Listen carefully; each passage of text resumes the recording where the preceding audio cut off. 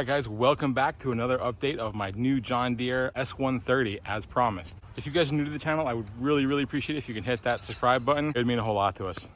So what we got going on today, do you mind? Our front yard is just covered in weeds. This is a newer property to us. We've not planted any grass. We've not done really much in the ways of a lawn at all. But it's full of weeds, and what I'm going to do, because we're kind of getting late in the season already, is I broadcasted a bunch of annual rye down just now.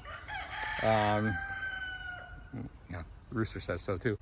Broadcasted a bunch of rye. We're gonna go over it. I'm gonna mow all those weeds. I'm gonna chop it all down and just kind of water it in and hope for the best. Come fall, I'm gonna do things proper. I'm gonna till.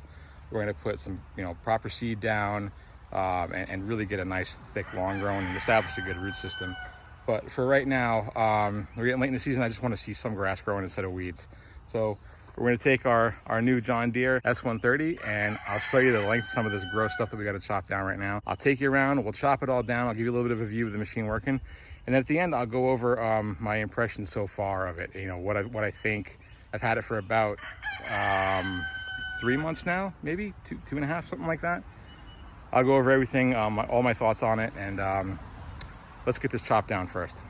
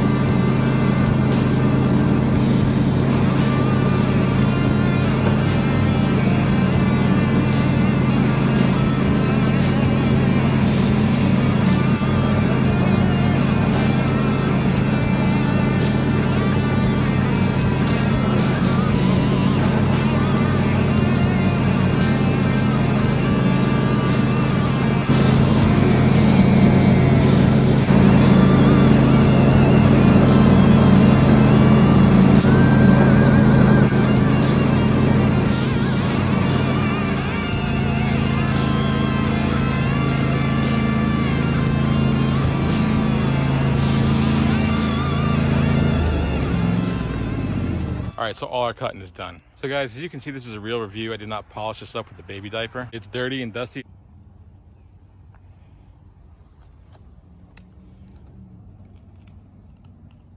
Actually looks a lot cleaner on camera than it is in person. All right, so I don't know how much of a review we can actually call it. I've got only 3.1 hours on this machine. Fuel-wise, I started with a full tank today, and we ended up at a half. That is for about 1 hour of mowing. It's the entire left side of my property, this whole front, and then the back, then where it hits the woods, and then we come up here where I have all the animals kept in there and all that. So it's about an acre of mowing. And I think if you had a nice flat space with no trees, you can probably get it done a lot quicker than that. But for me, it's just a lot of weaving in and out and backing up, and takes me about an hour to mow all this. So I'm not sure. I don't know what to really base this on. Is a half a tank of usage, of fuel usage, a good thing? Is that a lot? I mean, I don't think it's too bad. I think it's a 2.5 gallon tank, and we mowed it an hour at full throttle. So, I mean, I think that's about what you'd expect to get out of a 22 horse Briggs & Strat motor. Leave it in the comments if you think I'm wrong, if you think that's high, if you think it's low, let me know. So some observations. Cornering and turning ability on this, incredible. Again, I don't know if if I'm basing this off of nothing.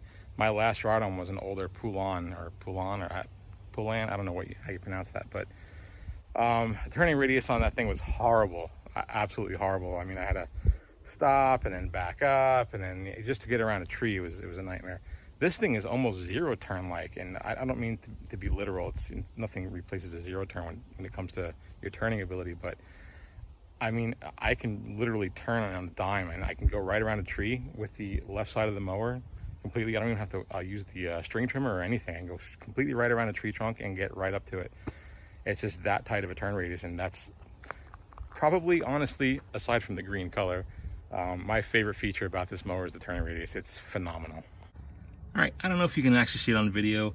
One thing that I had read other reviews about was that the deck height needs to be adjusted from the factory when you pick these things up. In my case, that didn't need to happen. I fully expected to, so I went and got a tape measure and I put the deck all the way down and measured all around it. I had exactly the same height. I lifted the deck up, did the same thing, the same height all the way around, so it was really adjusted perfectly. I had read also that the tires, some people got machines that their tires were overinflated. Mine were not. They were inflated at I would say the high end of spec. So I think what might happen there is some people were getting these, taking delivery on these early in the season. And as you know, weather extremes can change tire pressure. So I'm thinking that could be what happened. Maybe some people had some overpressure situations going on. I did not have that issue on this mower at all. Starting up and running, this is only, I think, my 4th cut now. So I really can't delve too deep into that. I mean, every time I hit the choke forward, turn the key, it fires right up. No hesitation or anything. So I mean, 4 mows is not really enough of a review to say, well, the carburetor's finicky and I don't like the starting abilities. And it starts fine, but it's still what I consider, you know, a 3-month-old machine is still a brand new machine, really. The digital fuel gauge, another feature I absolutely love. Previous machines had that kind of floating tank gauge. It's kind of hard to tell how much fuel you had. So, you know, my last machine I would kind of take the cap off and look inside with a flashlight and see how much fuel I had. This thing makes it super easy. So I always know as soon as I get into the shed where I keep it, I just know how much fuel I have and if I need to add some before I start mowing. Another feature I really like is the tires. On this particular model, I'm not sure why, but even on the step up, which was the 140, the tires are a bit narrower. I really appreciate having the wider tire on this machine, especially since I have a lot of hills here. And you know, tipping was always an issue. So this thing, I've went on that side of my property. There's a steep embankment that goes down, I would say probably about 25 degrees, and I never feel like I'm going to tip on it. I went sideways on it just to see, and I did not come close to tipping or even feel like I was in danger of tipping at all. So I really appreciate that they got the wider tires on here. I'm not sure why that is. I'm not sure why the 140 has the narrower tires. You would think that they would, I don't know, it would cost more if you had the, you know, higher end model. One step up, you'd have wider tires. I don't know. Not sure why they did that or not, but a nice feature. So one feature that I discovered that is not too common on a lot of mowers, and a lot of people I had read complained and disabled this feature, was the mow and reverse button. There's a scene where I mow in between the tree and the fence, and I can't get any further in there, and I can't turn around, and I got to get that spot. And it's really nice to be able to just go forward, hit that button and back up while still mowing and go out. And there's a couple other spots on my property where I did that. Super handy feature. I really love it. I'm not sure why people don't like it or why they disable it, but I'm a very big fan of it. Now, I found that the deck wash feature really does work, actually. If you remember, I said I wasn't too sure about it in my initial impression video. I found that it does work. You have to drop the deck all the way down on a flat surface like this, like your driveway or concrete or asphalt or what have you. Then hook it up and then do your flush. I think what happens is when it gets real close to the floor, it creates kind of like a vortex and it kind of sucks the water around and sloshes it around and cleans everything out. Now, don't get me wrong, it's not going to clean it like spotless, but it does get a lot of that clumpy grass out of there, which is a good thing. If I had to nitpick on it, and this is really nitpicking because I don't even think it's fair to say this at this price point. I'm not even sure if other machines come with what I'm about to say, but I'd like if it had more of a squishy suspension on it. I'm a bigger guy and just kind of bouncing around over like stuff, it kind of jars you a little bit. But again, I think that's kind of normal for machines like this, or pretty much all machines in this class. I could be wrong. Maybe there's a Cadillac of mowers in this price range that has great suspension on it. But I think it's just kind of a common thing with these machines. And lastly, I did go ahead and order that John Deere oil conversion kit, where you can go back to a conventional spin-on filter and has a drain tube for your oil. That would be my last complaint, I think, is that just that I have to do that. I would have preferred if they had done that from the factory. I think what they were trying to do is they're trying to get more of the, you know, Joe homeowner, if you will, into the John Deere line of stuff, and the whole 30-second oil change where you just spin on the filter and call it a day. They try to make that attractive to people that are maybe not so mechanically inclined. And I think it's, you know, it was a good idea in theory and in practice, but it's really not the right way to do things, in my opinion. You got to get all the oil out and put fresh oil in. So I have not changed that yet because I have not changed my oil. This is my 4th mow, but I did order the kit. I got everything, and seems like all quality components. So that is one thing I am going to be doing, is swapping that out for the conventional oil change kit. As you guys can see, it's heavily wooded where I am. So come fall, my property drops an ungodly amount of leaves all over the place. So they have a bagger attachment for the back of this thing, and that is definitely something I'm going to be looking to purchase because we do like to compost, and we have a big vegetable garden that we're going to use the leaf compost for. But I don't know if they've actually released a bagger yet for this model. They may have, I'm not sure. I'm going to look into that, but that's something that we're going to be adding. All in all, guys, I am super happy with the machine so far.